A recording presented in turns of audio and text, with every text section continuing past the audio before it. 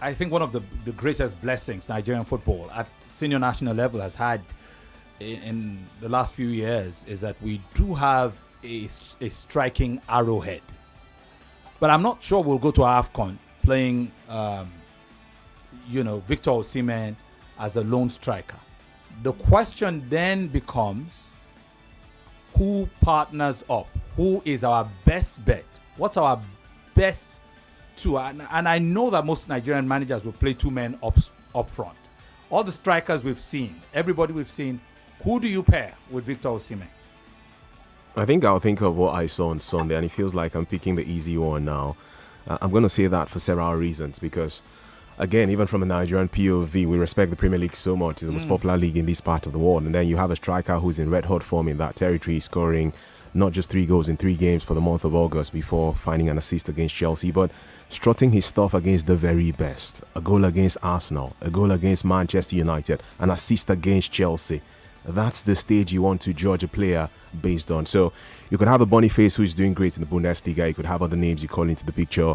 Ademola Lookman has not clicked this season like he did last time when he scored 13 goals for Atalanta. But I think it's easy to just think we know our number one striker in Nigeria now is Victor Osimhen. No argument at all.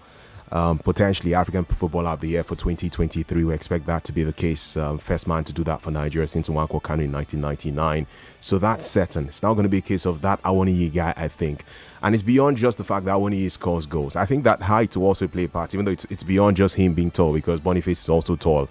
But, we do so much of wing play many times as well. We do so much of wing play, and we saw that we scored a goal from a corner kick against Sao Tome and Principe, and you need these tall guys around the place. So when you have Osimhen who's 6'1", 6'2" tall, you have Awoniyi who's 6'1", 6'2", or more than that tall.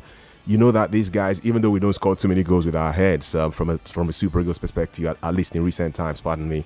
But you have these guys who can score when they have the ball on the top for themselves. You have these guys who are tall too, who can give us an edge when the cross is coming from the flanks. So easy pick for me, Femi. It's going to be Taiwo Awoniyi because of his consistent brilliance, even against the very best in England, at least based on what we've seen so far. I hope that form doesn't disappear before January. And then the number one striker in Africa right now, Victor Osimhen. So, okay, good point to make. Do you agree? I disagree. I think that we're sleeping on Victor Boniface. And Femi, listen, I've seen players, and I've seen Victor Boniface. I'm not here to particularly sing his praise or whatever, but I'm trying to look at what works. What is the most efficient result, from whoever we decide to partner. Unfortunately, there's some combinations I'm expecting to see before the AFCON. I'm expecting to see what a certain gift Orban, who personally said he loves to play behind a focal point, and his ability to be very quick across the wings, can give that pass, can also score. I want to see that combination. But for now, I thought that when Victor Boniface came on against Sao Tome, we could see a player who, yes, he's a striker, can play as a focal point, but over the years Union Saint-Gilloise, we've seen him evolve into a very complete player. So beyond being a point man who is strong, is quick, can get into those dangerous positions, he can drift out wide. He's fast and he's skillful too. He's skillful, and it's something I think he trumps Taiwo Awoniyi in terms of ability. Okay. When he came on against Sao Tome, you could see the run, you could see the eventual pass for, I think that was Samuel Chukwueze for the goal. The way he drops deep, knowing that you have a focal point in Osimhen. One of the issues I have with Awoniyi and Osimhen is they are actually, in terms of skill sets, they have the same skill set. It's just that one is better than the other. I don't think certain games would need us to play the both of them. If we're playing a game where we need goals desperately, then we can bring both of them. But in terms of the right balance, the team will get playing with a focal point and a man who can also play as a striker, but just slightly over the shoulder of Osimhen. And when they're, press, high press, and all of that, he can drift out wide. He can get the ball from the width and deliver into the box. He's an all-rounder, and I think that boy is a player we need to look out for. I hope that this is the beginning of many calls for him, and then we see. I think, Femi, that he gives us the best dynamics, especially to a potential 4-4-2, where you need at least one of the strikers to be an all-rounder, to be able to do everything, to pick a pass, to cross, to be able to drift out wide. He ticks that box for me. All right. I wonder what Pamela thinks about it. These are two perspectives. Osimhen and Awoniyi combination, and in this case, Tony going for somebody who has slightly different characteristics. What do you think, Pam? Who would you put up with Victor Osimhen? I'll still put Awoniyi.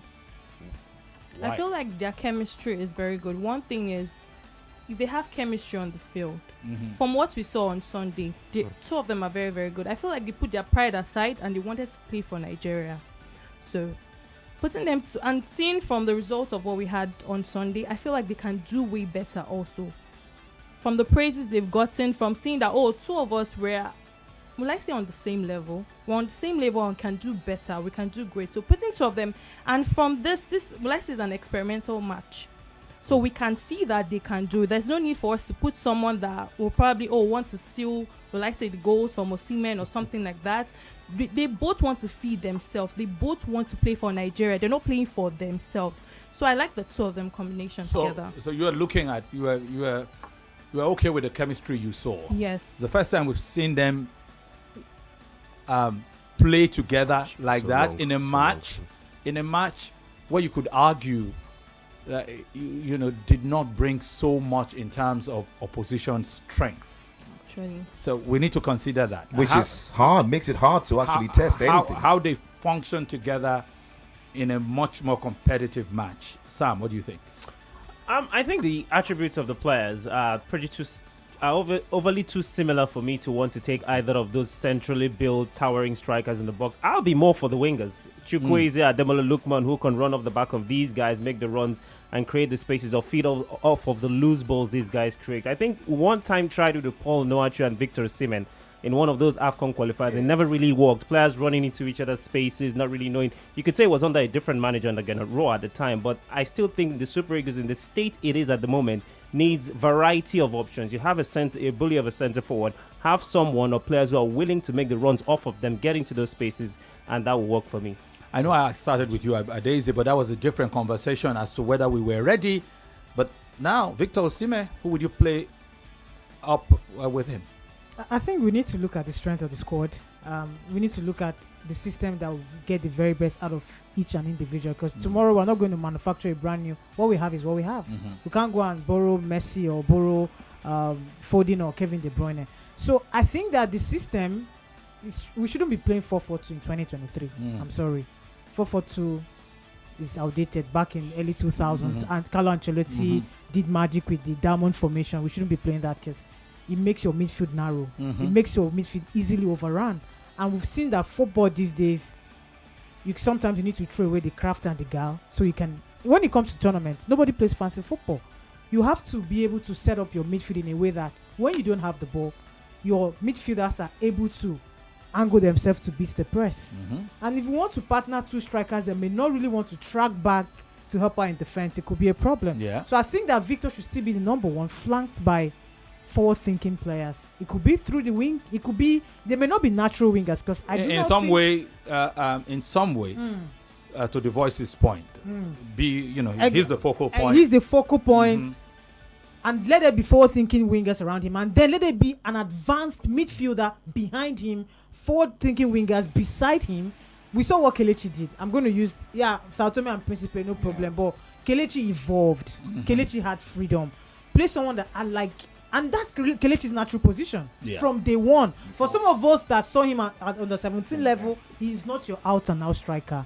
He's just a shadow striker. Number 8, plays behind the striker, creates. Then when he's got that opportunity to shoot too, he also shoots. So Victor should be our main man Awoniyi and Victor will have to struggle it up from the bench, no disrespect, but let Victor be surrounded by players that can create the chances from him. So you through the flanks and just centrally. So you don't favor playing Awoniyi. We shouldn't be playing 4-4-2 with- in 2023. Okay.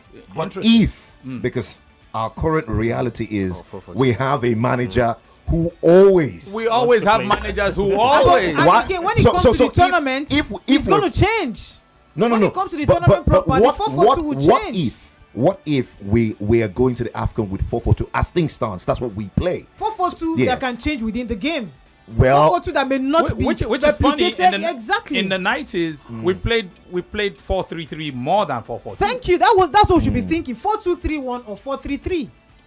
That's it. So, but then again, you could argue we had a Rashidi Yakini focal point. He'll get you the goal. Yeah. Surround him with everybody Wingers. else. But you could also say that this is Victor Osimhen is the closest to Rashidi Yakini that we've had since after that, which gives us that latitude to do what what needs to be done. And I kind of agree that there's so much similarity between Victor and Awoniyi, not necessarily in terms of results and the finished work, but you see, when you go into a contest of this nature, you have to be prepared for anything, including you could lose your arrowhead in the first game. that's it. And you don't have him anymore throughout the tournament. So what then do you do? So if Victor is not available for a game, who is the arrowhead, and how does it affect the dynamics going forward? We don't have a Kanu, we don't have a JJ. I don't know whether any of you guys have seen a Kanu compilation. Sometimes you begin to get confused that, okay, Kanu was playing as skillfully as JJ, when they were in their prime to some degree. We don't have all of that anymore. But we do have players with different qualities. The issue now becomes, will it be good enough to conquer Africa at the next AFCON? Do we have enough?